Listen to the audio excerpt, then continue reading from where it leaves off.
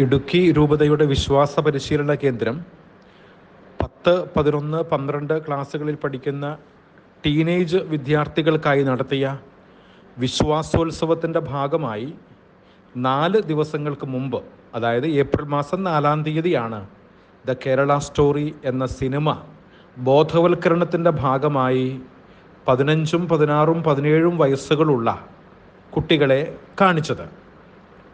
കരിക്കുലത്തിൻ്റെ ഭാഗമായി തയ്യാറാക്കിയ ബുക്ക്ലെറ്റിൻ്റെ പ്രധാന പ്രമേയം തന്നെ പ്രണയം എന്നതാണ്. പലതരത്തിലുള്ള സ്നേഹത്തെക്കുറിച്ചും സ്നേഹബന്ധങ്ങളെക്കുറിച്ചും ടീനേജേഴ്സിനെ പഠിപ്പിക്കുന്നതിൻ്റെ ഭാഗമായി പ്രേമബന്ധങ്ങളെക്കുറിച്ചും അതിലെ ചതിക്കുഴികളെക്കുറിച്ചും ബോധ്യപ്പെടുത്തുക എന്നുള്ളതായിരുന്നു ഈ ബോധനത്തിൻ്റെ ലക്ഷ്യമെന്ന് പറയുന്നത്. ടീനേജേഴ്സിനുണ്ടാകേണ്ട ജാഗ്രതയാണ് ഇതിലൂടെ നമ്മൾ ലക്ഷ്യം വെച്ചത് എന്നത് വളരെ വ്യക്തമാണ്.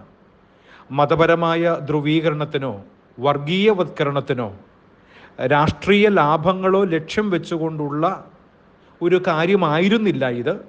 മറിച്ച് കുട്ടികൾക്കുള്ള ആക്ടിവിറ്റിയുടെ ഭാഗമായിട്ടാണ് 2023 മെയ് മാസം 5-ാം തീയതി റിലീസ് ചെയ്യപ്പെട്ട ദ കേരള സ്റ്റോറി എന്ന സിനിമ ടീനേജേഴ്സ് വിദ്യാർത്ഥികളെ കാണിച്ചത്.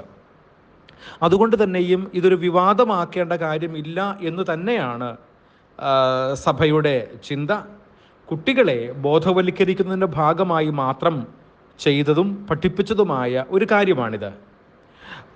ഈ പ്രണയം എന്ന ടൈറ്റിലിൽ ഇടുക്കിയുടെ വിശ്വാസ പരിശീലന കേന്ദ്രം ഇറക്കിയിരിക്കുന്ന ബുക്ക്ലെറ്റിൻ്റെ 24-ാമത്തെ പേജിൽ കൃത്യമായി പറയുന്നുണ്ട്, സാധാരണക്കാരായ ഇസ്ലാം മതവിശ്വാസികൾക്ക് ഇത്തരം സംഘടിതമായ നീക്കം ഇല്ല എന്നും ഒരു ചെറു തീവ്രവാദി സംഘമാണ് ഇപ്രകാരമുള്ള കാര്യങ്ങൾ ചെയ്യുന്നത് എന്നും കൃത്യമായി ആ ബുക്ക്ലെറ്റിനകത്ത് തന്നെയും പറയുന്നുണ്ട്.